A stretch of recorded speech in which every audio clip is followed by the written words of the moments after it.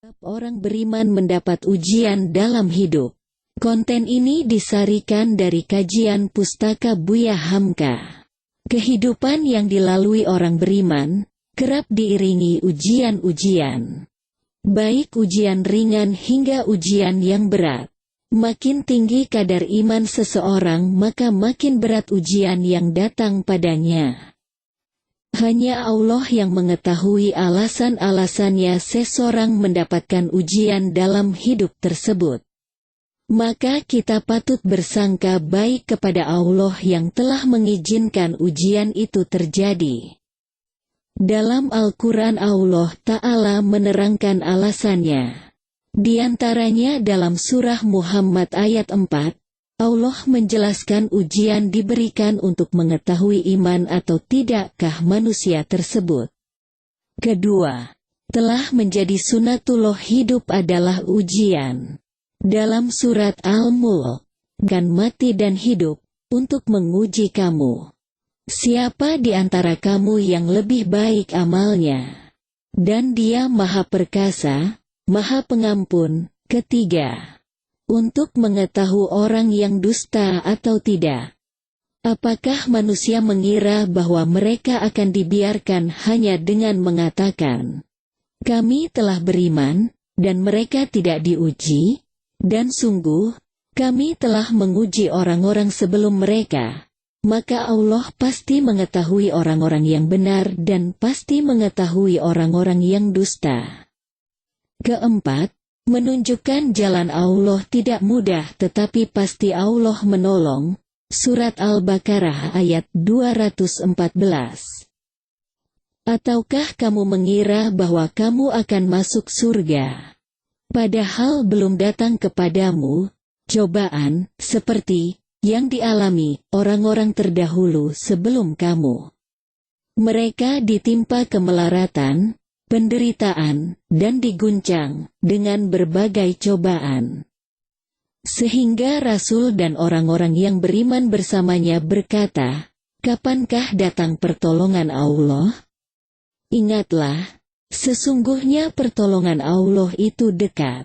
Kelima, membersihkan orang mukmin dari cinta dunia dan orang munafik dalam surat Ali Imran ayat 165-167. Dan mengapa kamu heran ketika ditimpa musibah kekalahan pada perang Uhud? Padahal kamu telah menimpakan musibah 2 kali lipat kepada musuh-musuhmu pada perang Badar. Kamu berkata, "Dari mana datangnya kekalahan ini?" Katakanlah, itu dari kesalahan dirimu sendiri. Sungguh, Allah Maha Kuasa atas segala sesuatu. Dan apa yang menimpa kamu ketika terjadi pertempuran antara dua pasukan itu adalah dengan izin Allah. Dan agar Allah menguji siapa orang yang benar-benar beriman, dan untuk menguji orang-orang yang munafik. Keenam, karena ujian bagian dari ibadah dan manusia diciptakan untuk beribadah kepada Allah Ta'ala. Aku tidak menciptakan jin dan manusia melainkan agar mereka beribadah kepadaku. Ketujuh, agar manusia selalu mengingat penciptanya dalam surat Al-Anbiya ayat 87. Dan, ingatlah kisah Zunnun Yunus.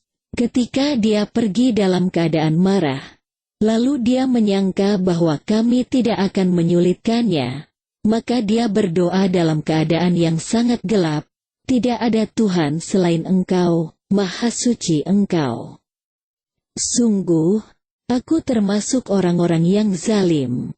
Kedelapan, jalan masuk surga dengan ujian syahid dalam surat Ali Imran ayat 140. Jika kamu, pada perang Uhud, mendapat luka, maka mereka pun, pada perang Badar, mendapat luka yang serupa. Dan masa kejayaan dan kehancuran itu, kami pergilirkan di antara manusia, agar mereka mendapat pelajaran.